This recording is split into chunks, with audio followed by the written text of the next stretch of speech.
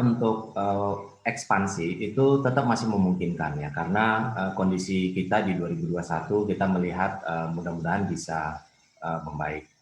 Hanya kita perlu berhati-hati, ekspansi seperti apa yang perlu dilakukan. Apakah itu terlalu panjang returnnya, ataupun memang itu cukup singkat, ataupun itu cukup strategis untuk nama perusahaannya. Jadi itu hal yang perlu kita pertimbangkan antara jangka panjang dan jangka menengah.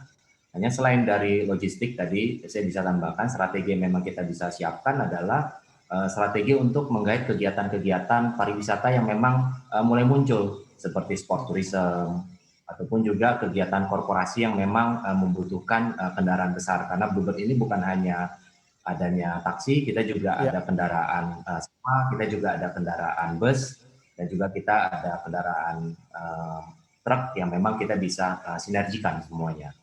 Selain dari taksi yang memang kita siapkan untuk juga bisa membawa kendaraan barang, kendaraan bus kita pun juga siap untuk bisa melakukan kegiatan-kegiatan baru yang memang lagi tren di pasaran. Selain dari itu, memang fokus utama adalah pengembangan dan persiapan dari infrastruktur untuk di tahun 2021. Dimanapun juga kita perlu harus lebih ramping, dan salah satu strategi untuk lebih ramping adalah menggunakan teknologi yang lebih tepat guna. Itu kira-kira secara umumnya ya. baik. Berkaitan dengan kalimat asumsi pertumbuhan ekonomi pulih dan juga lebih baik, kalau Bluebird sendiri seperti apa memandangnya? Apakah Anda juga punya optimisme yang sama ekonomi kita bisa pulih bahkan bertumbuh di 2021 dari parameter yang ada dan berkembang akhir-akhir ini?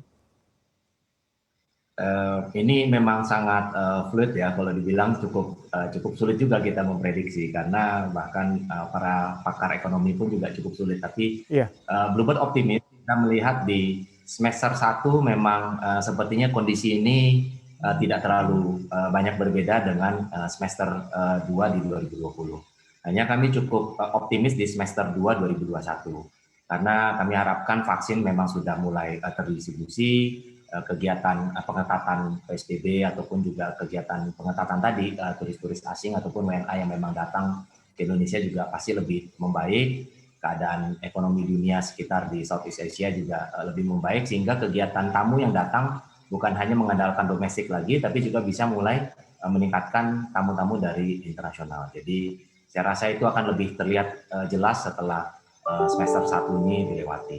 Tantangan baik. berikutnya sebenarnya cukup berat di transportasi pada saat kuartal 2 tahun 2021 nanti, karena itu adalah masa liburan yang cukup panjang, sama seperti masa sekarang. Apakah sektor transportasi akan terdampak lagi dengan penahanan arus mudik ataupun juga pengetatan transportasi dari pemerintah? Nah, itu juga akan banyak memberikan dampak berikutnya di tahun 2021. Install aplikasi kami CNBC Indonesia di Google Play Store dan App Store untuk mengikuti perkembangan terkini berita bisnis dan ekonomi.